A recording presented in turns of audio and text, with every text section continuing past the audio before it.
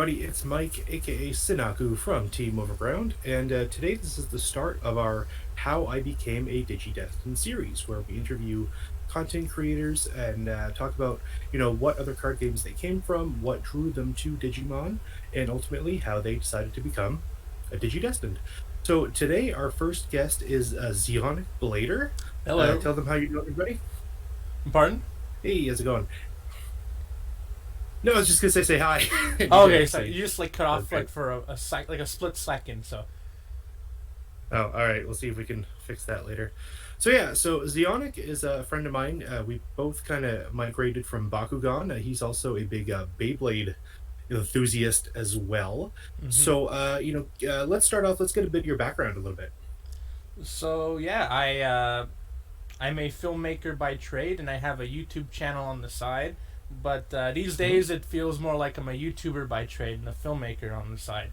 But Yeah. yeah, I've been gravitated towards trading card games like ever since I was a little kid, like preschool days with Yu-Gi-Oh, and I still even have some of those really old Yu-Gi-Oh cards from back when I was like 4 or 5 years old, and it always like pretty much every big part of my life there was a trading card game I was into, like Yu-Gi-Oh, Pokemon, back to Yu-Gi-Oh, the old Bakugan if you can count that, then Yu-Gi-Oh again, then Vanguard, and then Yu-Gi-Oh again, and then Pokemon again, and then Bakugan. The last 2 years of my life has been in Bakugan, and then somewhere in the middle there, I was into competitive Beyblade for like 8 months.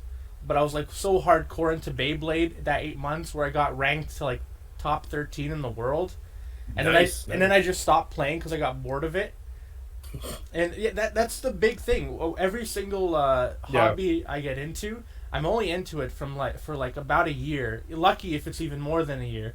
But I tend to jump around different hobbies, just focusing on one singular one, mainly because it's a lot more cheaper just to focus on one rather than having multiple going on at the same time. Like I even have a Gundam model kits like right over here, like a whole shelf filled with them, and then the past 2 years I've been doing Bakugan stuff right over here, Bakugan trading card game, and I was like an Yep. early adopter of that. Like 2018 is when to that late 2018 is when I started following that, and then I just thought, oh, you know what?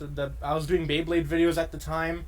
They were like moderate success. I mean, like I only had 170 subscribers, but then I started doing Bakugan videos, and then for some reason I just was able to get a hang of things for Bakugan, and I just made Mhm. videos after videos after videos, and now there's over 6,500 subscribers on my channel, which is pretty Yeah. small like in the grand scheme of things. But I mean, like for me, I've never had a channel that was so big. So just imagining 6,500 people are subscribed waiting to watch a video, it's pretty mind-boggling. But No. that should we get into Digimon now, or what's Yeah, next? no, no, no. I want to hear about your roots because in 2 years that to gain such a big following is such a big accomplishment. Thank And you. I'll admit, I found you actually with your Baku hunting videos. That's how we originally found you. And I was kind of looking at the landmarks in your videos, and I was just like, wait a second, I know that city. I know exactly where he is.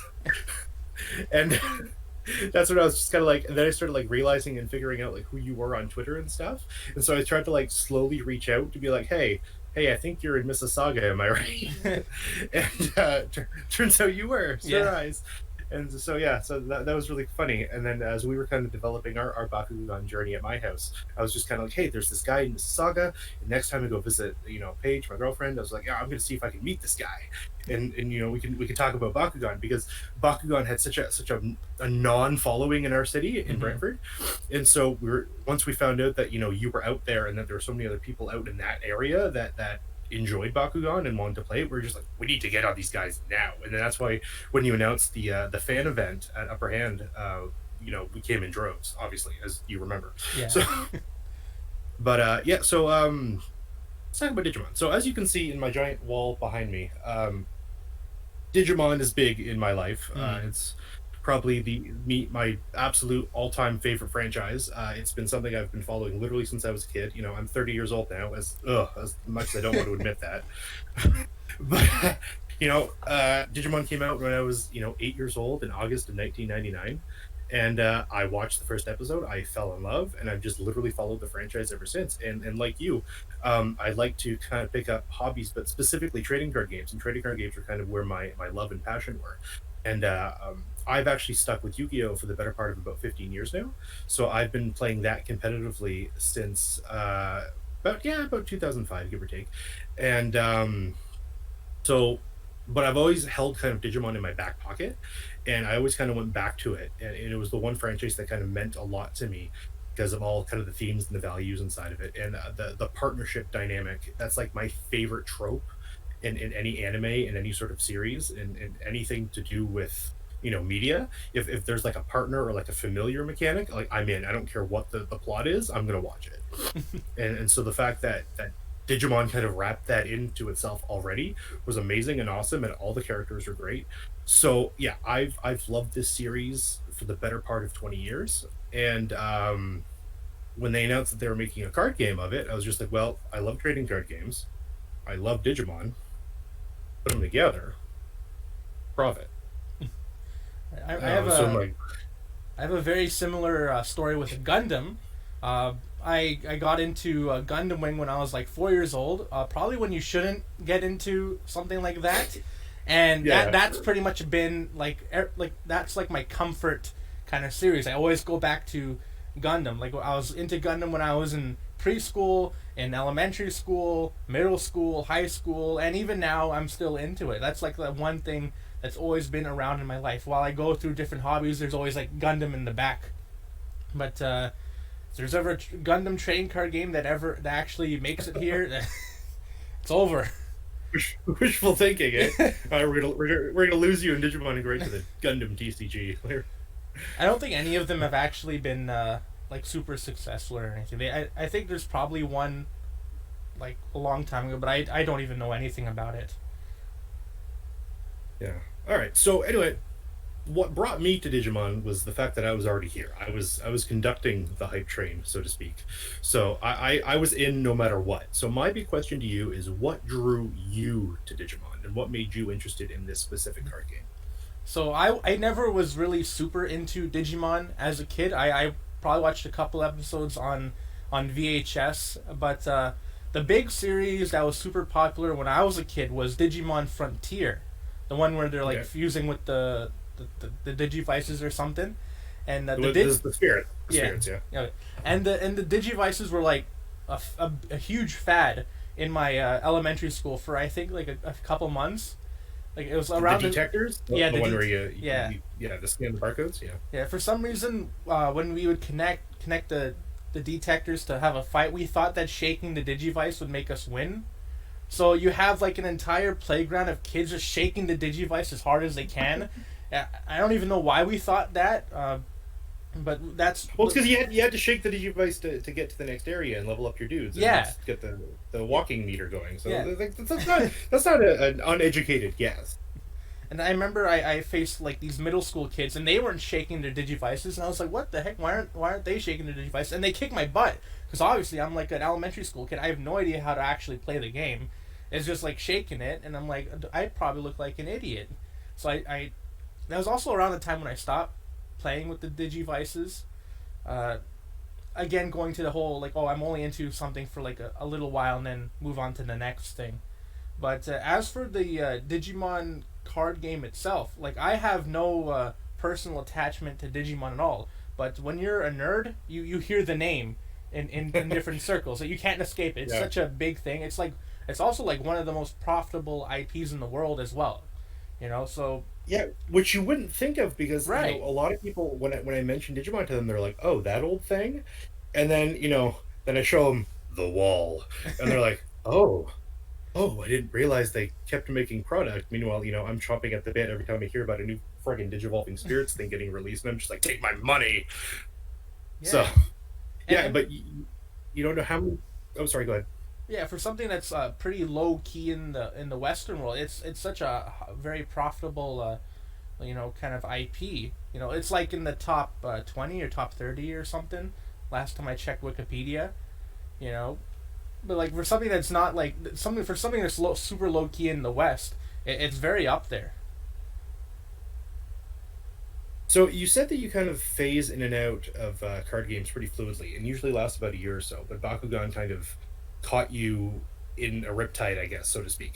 Mm-hmm. What was it about Bakugan specifically that drew you into that game to stay over that kind of 1 year benchmark? And is there anything about Digimon that appeals to you to the point where you think you might actually stick with it past that 1 year benchmark as well? So when the original Bakugan series came in, I was literally only into that for 8 months. Like I didn't even Okay. stick around for when they brought in the ability cards. It was literally just the magnet and the metal card. That was it. And then we fast forward like over 10 years later, a new Bakugan series gets announced, and I'm like interested in it because for some reason, I tend to hoard all my living possessions, especially things that I have a connection with as a kid. But Yeah. there's only like three things that I've lost.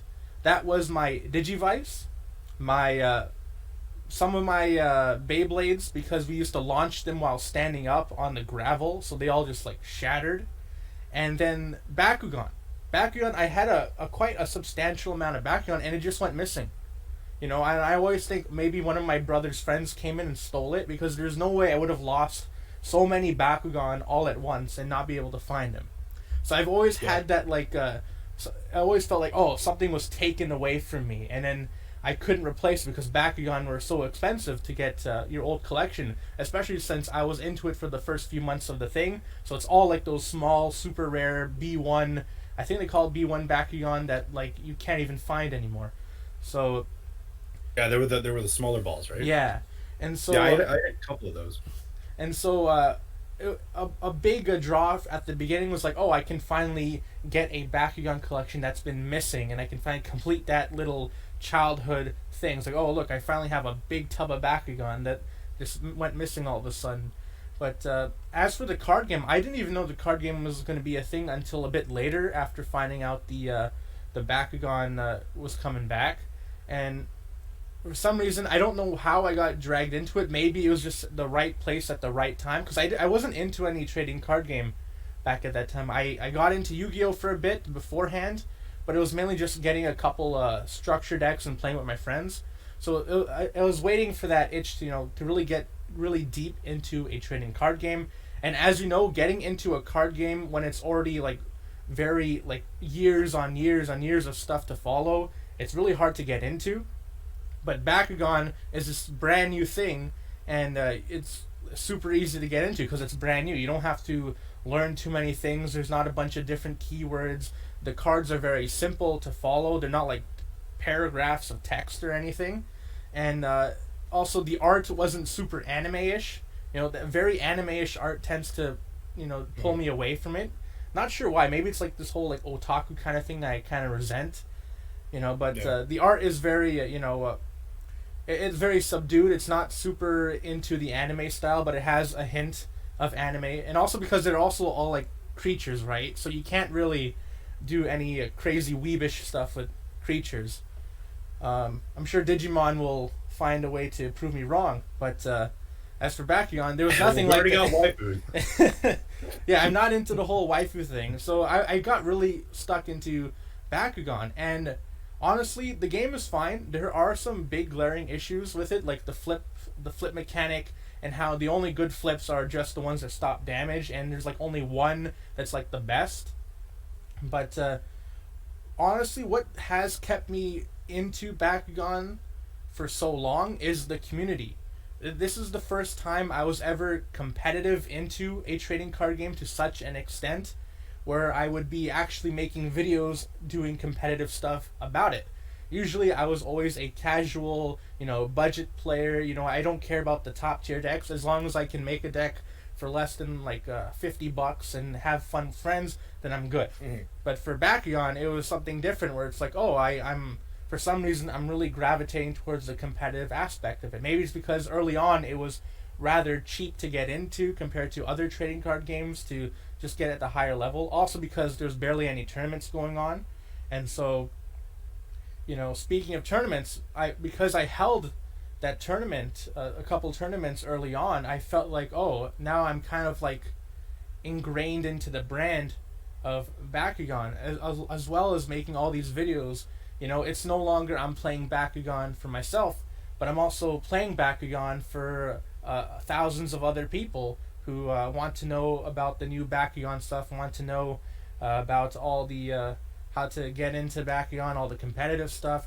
So I think the reason why I'm still in Bakugan, knowing all the issues it has both in distribution and once we finally deal with distribution, the actual card balancing stuff, is because I make videos on it. And as I said, filmmaking is something that I'm trained in. Like I went to school I'm still in school for filmmaking, but I'm on a break right now. But like filmmaking is something what I want to do for the rest of my life.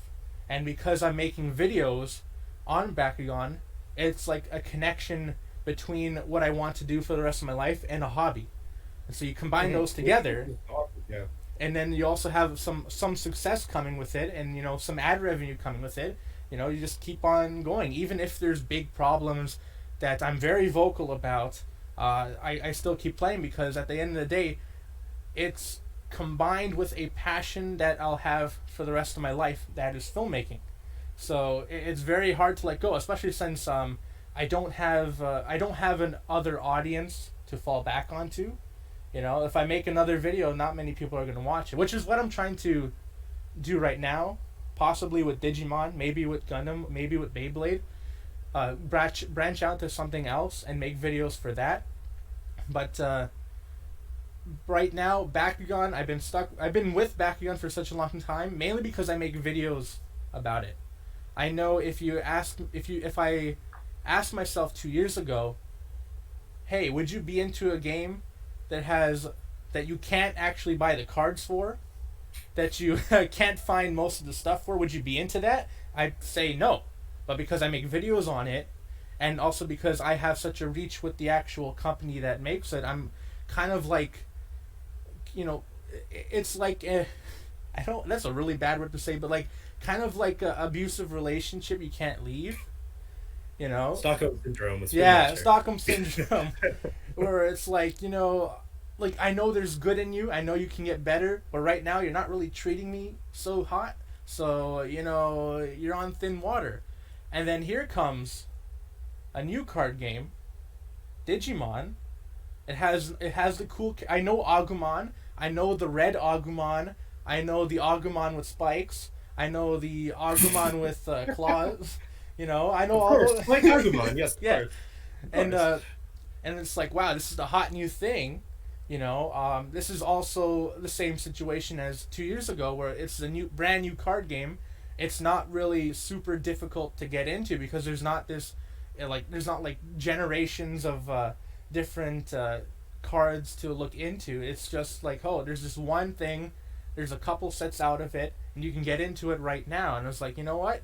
I'll try out Digimon. It's not like I'm spending money on Bakugan cards. Even if I wanted to, I couldn't. Yeah, you can find them. Yeah. So it's like, you know what? I'm gonna help capitalism and buy some cardboard from Bandai. Digi-capitalism. Yeah, digi-capitalism. Buy some cardboard from Bandai and get into Digimon. I got into first. Digimon was something I actually followed at when it was first announced, like way back in 2019, I think. Was it 2019 when it was announced? It was like late 2019 because Yeah. they rolled it out early 2020 in Japan. I remember I followed some of the initial news of it, and then I didn't hear anything about an English release, so I just kept my eye on it this whole time. But I didn't really, go super deep into the community. I was just like, you know what, this is something that might come here, but it's not confirmed yet. So I'll just keep an eye on it and then go on with my life. And then we move over to September, or was it August? And then they actually have September 4th. September I remember 4th. that date very clearly. September 4th comes along and they have the trailer, and I'm like, oh geez, this was this was like around the time when I was super fed up with Bakugan too. So a brand new card game gets announced, and it's Digimon. Oops, sorry, I got a call. And it's Digimon. I don't know much about Digimon, but I know all the Agumon characters. So I was like, you know what? Wait for my LGS to open up pre-orders, and then I'll pre-order a couple boxes, and then now I have a couple boxes.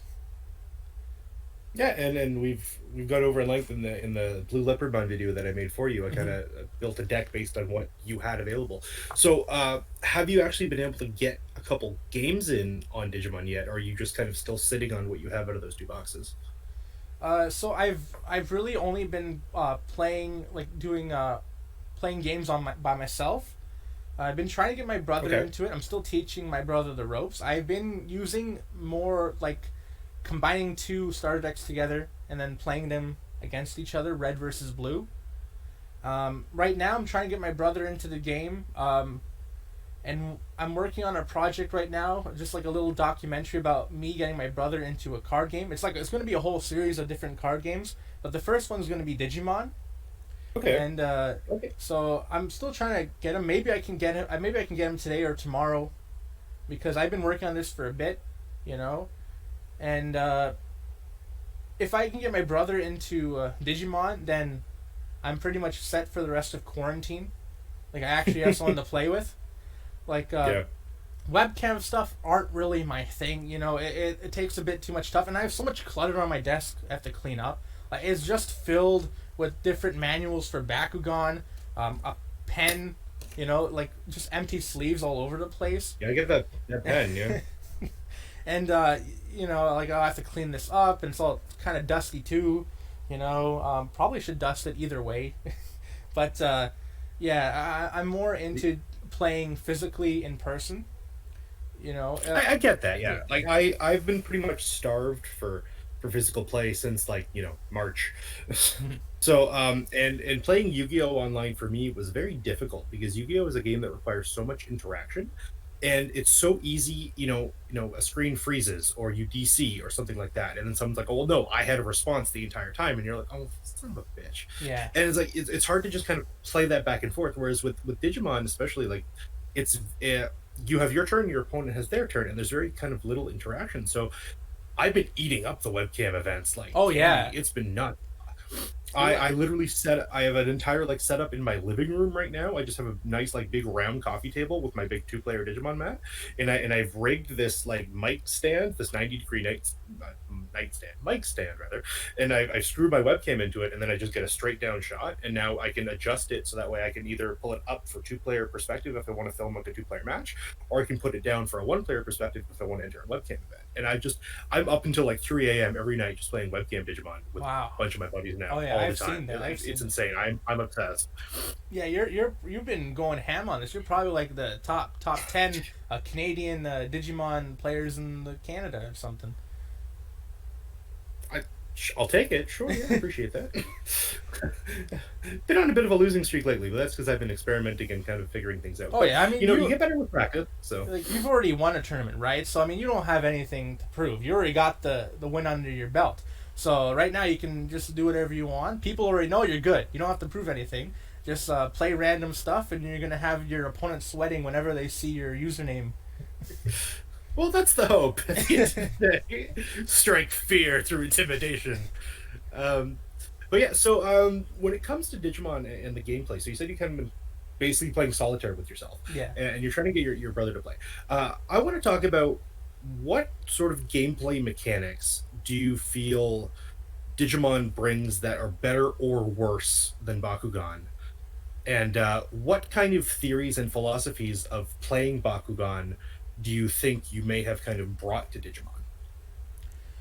So Bakugan is all about boosting up your B power onto one thing and then going in for a hit. And that's something I gravitated towards with the red deck. Because the red deck, you have all these different, they call it DP, right? DP, Yeah, right? yeah. DP, yeah. Digimon points. So you have to accumulate a bunch of Digimon points onto one monster for red, and I've really been digging that kind of playstyle since it's also very close to backing with how they boost up their B power. And what I really like about Digimon is that there's never a turn where you can't do anything. I know when I was playing Yu-Gi-Oh as a kid, there would just be turns where you draw a card, you see you don't have anything, and then you just skip your turn.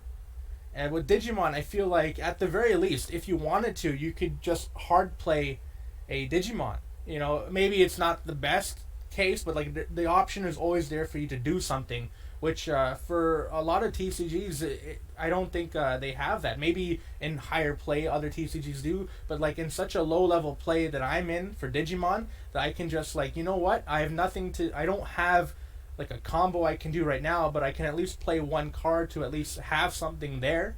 You know, that's very attractive to me. Mm.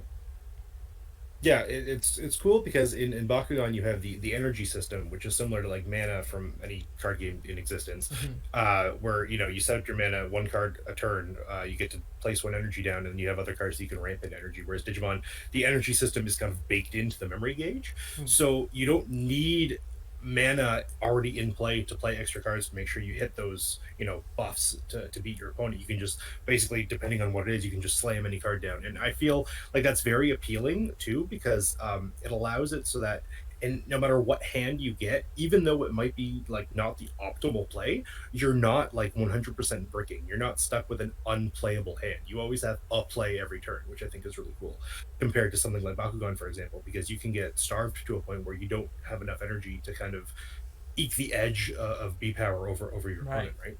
And with Bakugan, there's a lot of instances you draw the flip card and you're like, oh, this sucks, or you have to, turn over a card for damage, and it ends up being a card you really wanted, and that sucks. But for Yeah. Digimon, if you draw a card and you can always use it, and if the card is from your what do they call it? Your five energy, your five things, Oh, security, your security. security. If you hit something with if your security gets hit, and it's like a you say like a very strong monster, it kind of stings, but at the same time, since it's your very strong monster, that thing's gonna take out your opponent's monster, hopefully. So like Yeah. there's always like okay, you never feel like extremely punished with something you do in Digimon compared to how Bakugan has it. Yeah, the one thing I like about Digimon 2 is that, comparative to Bakugan anyway, is that um, I'm not too familiar with the Bakugan card pool right now because I kind of stopped following it after around Armored Elite, because then we just stopped getting Yeah. pretty much anything. So I'm not sure if I'm correct in this statement, but as far as I'm concerned, Bakugan didn't have a lot of like hard removal in the sense that you could retract your opponent's Bakugan during your turn. And I don't know if that's changed, but like I know how like there's like that Ninja Gear card that lets you retract your own, but I don't think you can force your opponent to retract one of theirs yet. Oh yeah, there's nothing like that. But there No. is like negate stuff for action cards, which usually just makes or breaks the turn. Yeah, but I was talking more in the sense that like having the ability to force your opponent to close to kind of delay a team attack, I think that'd be a really cool mechanic. And I feel like Digimon takes advantage of that in a kind of roundabout way, where the game itself takes care of your opponent's Digimon because the security destroys them by game mechanics if the security DP is higher. So it kind of disincentivizes your opponent sometimes to attack because they run the risk of losing their board. Whereas with Bakugan, you never have any like strategy play in the sense that like, oh, I'm not going to roll this turn because he might hit me back with one of those like retract cards Right. or any mechanic like that. So Bakugan's very more kind of you're pushing head forward all the time with kind of no real fear. It's just in terms of I have to outplay what cards my opponent has in their hand. Whereas with Digimon, it's not only am I outplaying what's in their hand, I'm also outplaying what's in their security stack. Yeah. So it kind of adds an extra layer of strategy and thinking that I appreciate very much. It also reminds me of And like and the that's mind games that we used to do in elementary mhm. school with Yu-Gi-Oh, where we just put like four like just random cards face down in our spell and trap card zone, and then our opponent's like, "What the heck? Should I attack? Should I not attack?" It brings that kind of thing back, but like in a more less juvenile way, where it's Mhm, mhm. it's not like, oh, I we don't have many cards, so this is what we have. But it's just like, oh, this is the game. The game is just like this, you know. So it's like a, Yeah. you know, like a 4D chess or something. Yeah, it's I equate Digimon TCG to chess a lot actually, because it is very much I have to play my move in such a very precise way that not only am I setting myself up for the next turn, but I also have to try to stunt you on your turn as well. So there's all these like cool micro decisions that you're taking turn after turn after turn just to not only advance your board state but to limit your opponent's board state. And I really like that chess kind of arms race almost mentality when it comes to Yeah. Digimon. And with the whole memory gauge thing, nothing is ever, you know, set in stone. Like you never know if your turn, if you're facing blue, you never know if your turn is going to end when you, after you attack, and they end up, their security ends up being that -2 or +2 memory gauge thing. Like you always have to Oh, be on hammer your smack, toes. hammer smack, Yeah, yeah. you always have to be on your toes about that stuff. Yeah, it's almost like the security is kind of like a better version of what the flip card mechanic should have been. Mhm. Because like imagine you hit a flip card that's just like, oh, like I mean this is a bad example, but if there was a flip card, if the damage worked differently and there's a flip card that was just like, when this is flipped, add like 400 B power to your Bakugan, that'd be kind of neat because then it'd be like, oh, I actually now win and now I'm going to stop the damage that way. But that's a bad example. But That you know have to like like change the I'm, rules just, for I'm the Bakugan bit. yeah, I'm trying to I'm trying to see if there's a way to make the flip cards kind of more impactful, There isn't. because the way they work, yeah, the way they work now, Yeah. they're not very as a game mechanic, like you said, like drawing them sucks. Yeah. At least in Digimon, like any card in my deck is my security, so I'll just draw any card for turn and every card's playable. Whereas drawing a flip card is terrible because like I might as well set this as energy, but now I'm so far behind because that's one less card for me to deal with my opponent's stuff. Yeah, especially So since in like the top meta right now, really people are only using three flip cards, and that's Pact of Darkness because it's, you can do it for free just by discarding the card.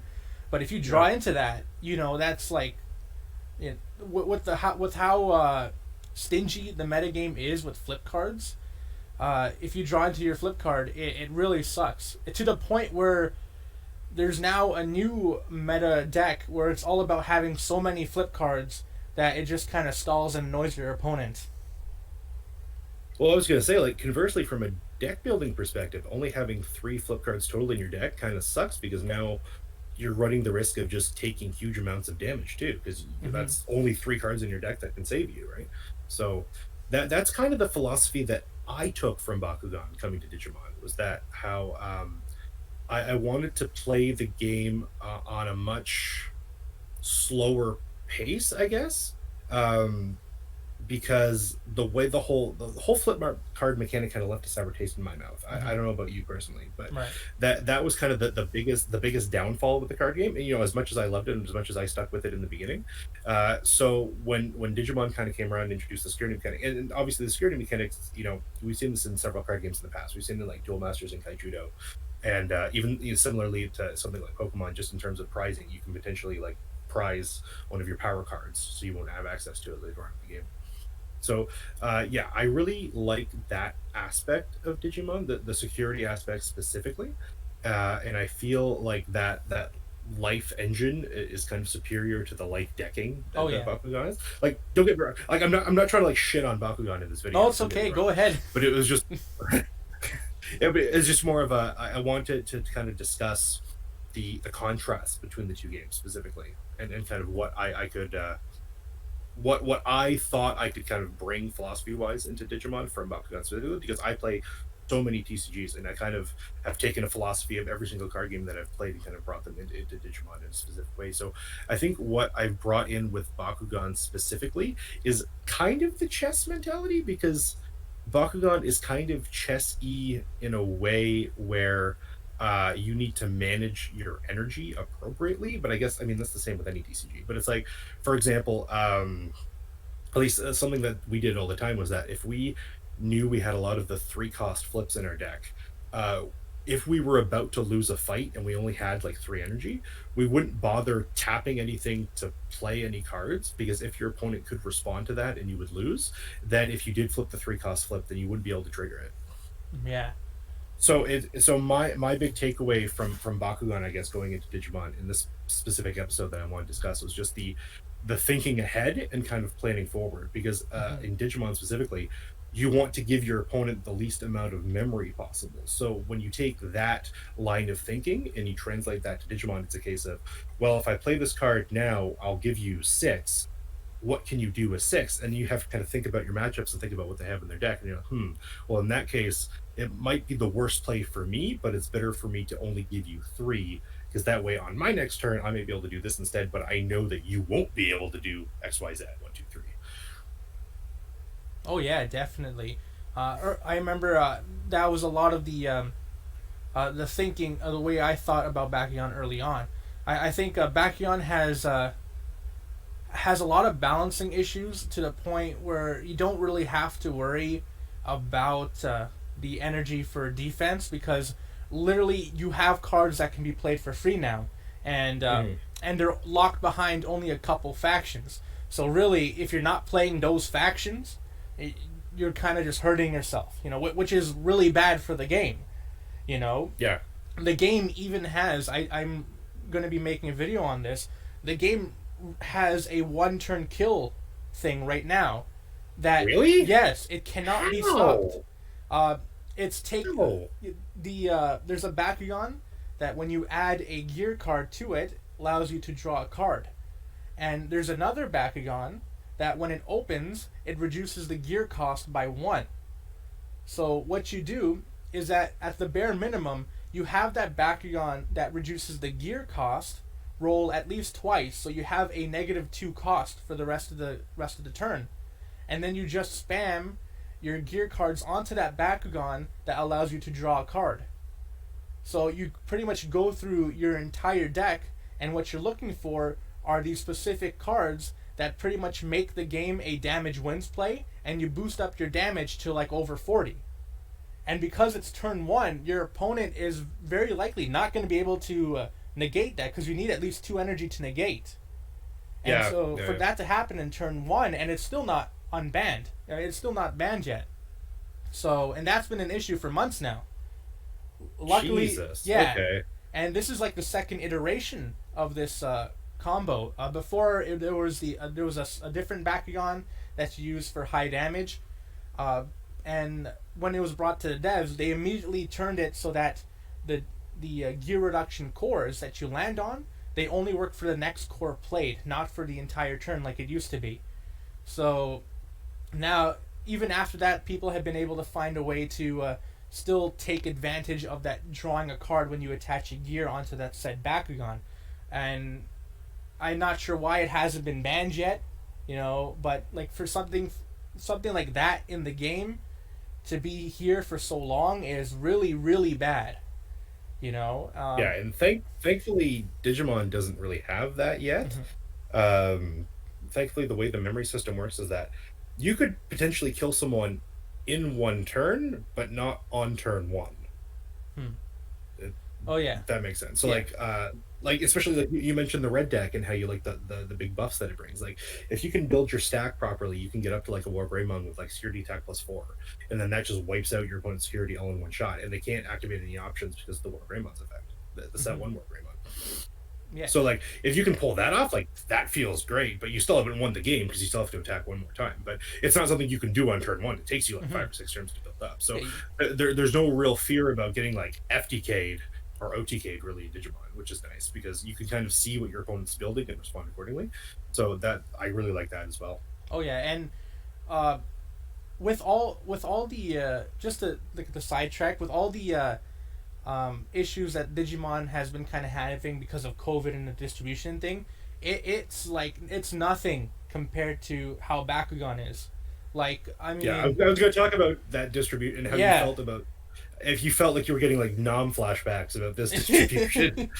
uh, at first it was like, oh, that sucks, but at the same time, nothing's ever gonna be as bad as Bakugan distribution. I don't, like, Bakugan is lucky that it has like one of the richest Canadian companies backing it, and but like we're in Canada. I think next week we're gonna be only having one card set widely available to the Canadian public for 2 years. 2 full years Are have we on passed. 2 years of battle roller format? Yes, Jesus. like could you imagine Oh, that's so sad. Yu-Gi-Oh where Yeah. it's only Legend of Blue Eyes for 2 years? I'm Oh, that's like so boring. I Yeah. know. and and Thankful. and then you I'm have sorry. to watch the United States get everything new. And I'm like, usually Canada and the US are like combined when it comes to like their whole market kind of thing when they do their advertising and stuff. At least from what I've Mhm. seen, that they tend to group Canada and the US together. But for some reason, despite being a Canadian company, Spin Master is only focusing on the US, and then for some reason also Australia. I don't know how that's Okay. working. Yeah, Australia Even has though, the most. they're headquartered in Toronto, but that makes sense. Yeah, I don't know how why it's like that, but yeah. So with all the issues Digimon is having right now with its distribution, honestly, really the worst part is probably just the scalpers. Like the actual distribution thing, I can wait. I don't mind Yeah. waiting. It's mainly just people, the scalpers, and the whole, kind of just the air of like how the whole air of the entire thing, where it just kind of it's a breeding ground for flame wars online. That's Yeah. something I like to stay away from. But like I can always wait as long as I know. Okay, we're gonna they're gonna make more eventually. I'll just wait for that. You know, and this is like the first time also I've ever pre-ordered a trading card game, and I got it. I never Yeah. thought it would happen. Like with I've been playing Bakugan for two years. I never thought, oh, I'd just be able to get something on release day. You Yeah, and know? with Digimon, you scored those boxes from Upper Hand like on Yeah. the pre-release day, like the first day Mhm. of November, like 27th, I think it was. I can't remember. Yeah. Yeah, you got the two boxes right out of the gate, which like must have felt really good to be like, oh, I'm anticipating a release. I pre-ordered the release. I have it in my hands. And on the day it was supposed to come out. Yeah, Yeah. exactly. Whereas with Bakugan, they're just like Resurgence is out on May 12th, and it's like, well, it's January 2021. Oh no. Bakugan Resurgence gonna have 2 year anniversary soon, and I don't know, man. Like right now, like Bakugan is finally doing their LGS push at the same time as Digimon is coming out, and then also Gate Ruler is coming out too. Like what a And that was one horrible of my time. next.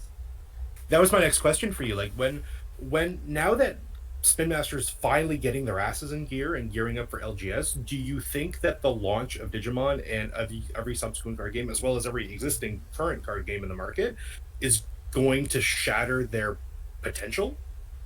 Honestly, I think right now, yes. I mean, the thing is, Bakugan has really hurt their fans with this whole distribution issue, and the people who are still here are like the hardcore fans that are gonna be in it for the rest of the entire game.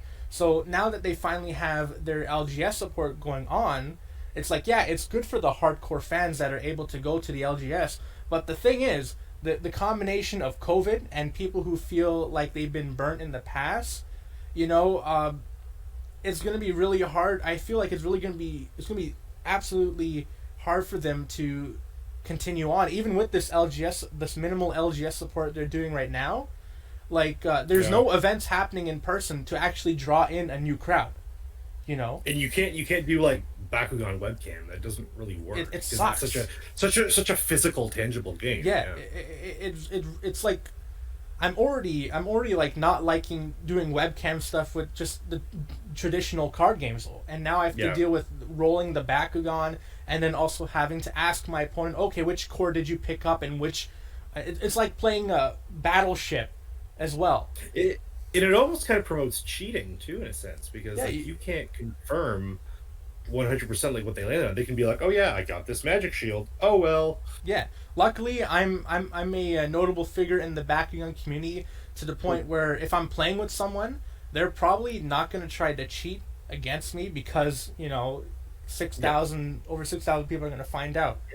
But someone who's just playing casually, or someone who's playing like in a small, like a low key webcam tournament or something, especially in the early rounds, that can happen. I mean, it if you didn't know this, but in the Beyblade, they had a national championship in like the mid 2000s or something, and the Mm. like I think the East Coast or one of the coasts winner, they cheated to win.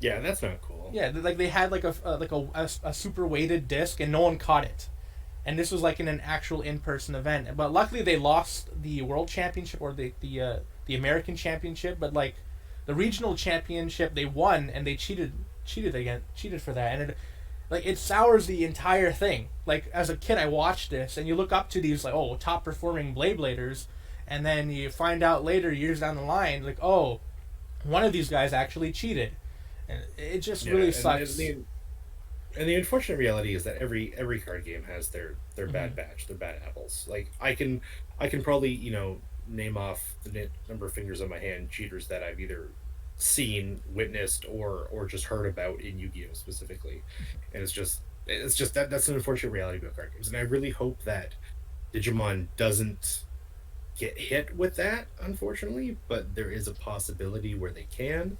I've heard some rumors about some people attempting to cheat at some of these webcam events. I cannot confirm nor deny, nor do I really know exactly who they are. But it's just a question of like how, like Yeah. yeah.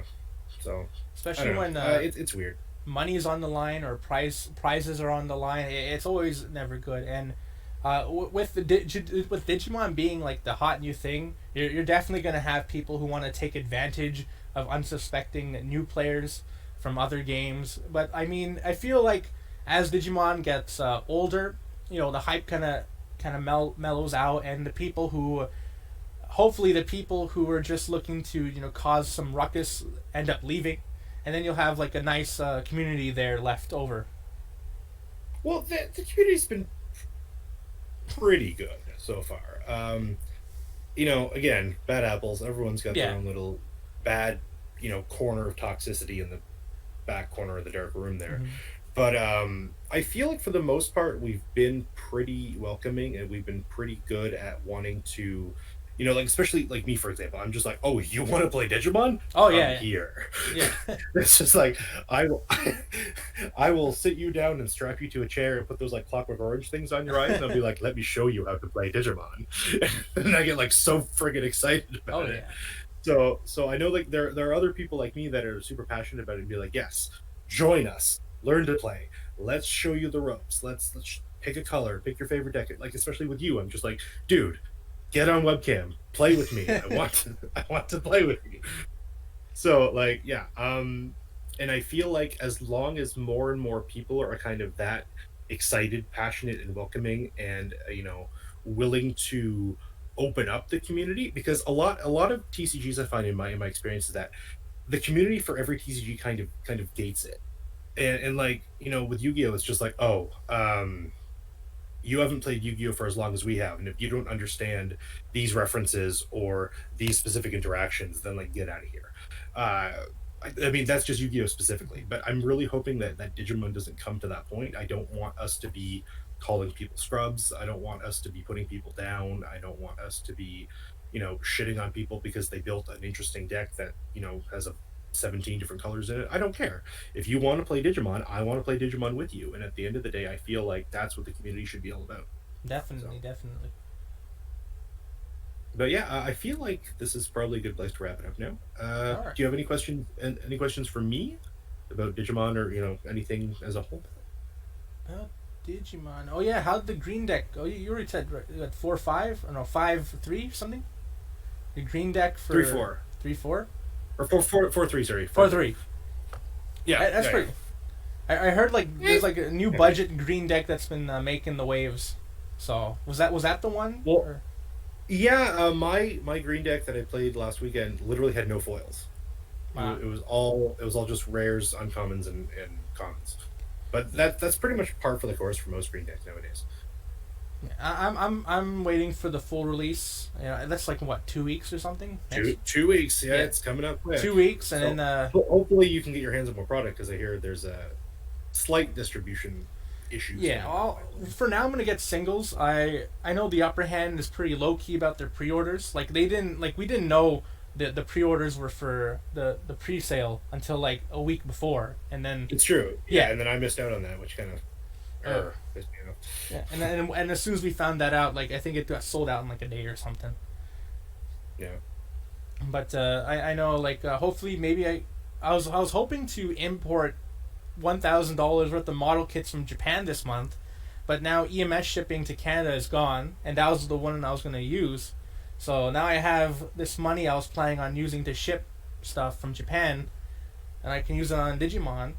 So I'm thinking of getting yeah, some getting some singles do it. to make that blue Leopardmon deck like the complete version, and Which, yeah, getting some like which green red Tyrannomon. yeah, I'm building that. I'm waiting for my promo packs to come in from the Still, Bandai events from a couple weeks ago. oh okay. Because yeah, but I'm supposed to get them this week, and there's a like a DigiTuber like small content creator tournament happening this weekend, Oh yeah, you're in and that too. in the promo pack, yeah, I'm going to be in it because it's anyone under 1,000 subs can play, and Ooh. unfortunately, I'm nowhere near the heights that you are right Oh. now. But there's a Biomon in the promo pack that's actually really good with Tyrannomon, so I'm hoping if I can, because I won 8 promo packs for coming in second place both times. So if I can get my promo packs and I can pull the Biomons out, I can build the Tyrannomon deck. And I'm actually thinking about playing that this weekend. Ooh. The, the promo Beatamon is for the red Tyrannomon, right? Yeah, so it's inheritable is that when it kills something, you get to draw a card. Oh, that's pretty good. And with Tyrannomon, you're all about that piercing. You're just running into your Oh opponent's strength, yeah. right? Oh yeah, I gotta say, I absolutely love how in the game, the Digimon game, whenever you level up or evolve, or what is it? Is it called Digivolve? Yeah. Digivolve, yeah. Whenever you Digivolve, you get to draw a card. That's always great to Yeah, do. that's amazing. Yeah, Yeah. like draw integrated draw power without having to play extra cards to get there. Like that's chef's Yeah, kiss. Like it's great. Like it always perfect. feels good. To the point where it kind of sucks when you have to hard cast something. You know, It does. Yeah. yeah, like at least you don't have to worry about wasting a turn. But at the same time, you're spending more energy than you have to, or than you know you could, depending on the card. I know some people was a volcanic Dramon. They just play it from the hand. But like when it's not a card that you just drop from the hand, something that you want to evolve, but you just have to put it onto the field, like hard cast it. It really really sucks. Like that's like my biggest problem, like my biggest Yeah. gripe with the game. Like it's not a killer, like it's not like it doesn't make me want to quit the game, but it's just like, oh, that kind of sucks. Hopefully something can fix that later down the line. Well, remember we're only 1.5 sets deep as of Yeah.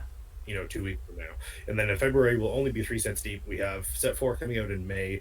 Set 5, excuse me, is getting leaked today. We'll probably Oh. get that. We'll probably get it stateside in like August. Who knows? But Yeah. yeah, but the game's still super young. There's still a lot of Mm-hmm. potential for new and interesting things and ideas to come out and come down the pipe. So the issues and complaints we have about the game now in its infancy, that could easily be fixed by just releasing like 1 or 2 cards in a set down the road, Oh right? yeah. Like So everything right now I have a complaint for is just like a drop in the bucket compared to the complaints I yeah, have for like Bakugan. That yeah. that thing is that's really something there. Well, But that's a discussion for another day. yeah. I mean, we vented a little bit today, but I feel like Yeah. there's probably way more we could talk Oh about. yeah, we could probably go on all day or something. Well, anyway, thanks, Ali. I appreciate you coming on and chatting with me today. Oh, thank you for having me, and also thank you for being such a positive light in the Digimon community. I've been wavering with my whole Digimon thing, especially since my brother hasn't had such a high opinion of the game so far. But Hmm. you've been that person that's been like, maybe I should I'll play this just for him. Maybe at the very least, he's put such a bright light in this game. I'll see it through for at least a little more longer. And now I'm like, I can't wait to organize my cards now, buy some more singles, pre-order 1.5 when that comes up, get the new starter decks. So I gotta say Well, I thank you to appreciate you. that very much. I appreciate that. I thank you for thanking me. That's the Canadian way. All right. Well, you have a good rest of your day, and then I will talk to you later, bud. Catch you later, guys, and Take thanks for care. watching. Be sure to like his video if you liked it, and or don't. I'm not the boss of you. He's not the boss of you either. But if you like the video, make sure you subscribe to him, and you comment down below about your favorite Digimon Agumon characters. Yeah, and don't forget to talk about Spike Agumon in the comments. Which one's Spike Agumon? Your favorite. Oh, there's a lot of Agumons I like. You said you liked the Agumon with Spike, so I called him Spike Agumon. I like the red Agumon one. That guy is cool. What's his real name? Tyrant? No, not Guilmon. Diomon? Diomon? Guilmon. Guilmon. Okay. Yeah. Red Agumon is Guil. Guilmon. Fun fact: Red Agumon is actually Guilmon. Yeah, you put that in your back pocket, guys. All right, take care, everybody. Bye. See ya. Peace. Bye.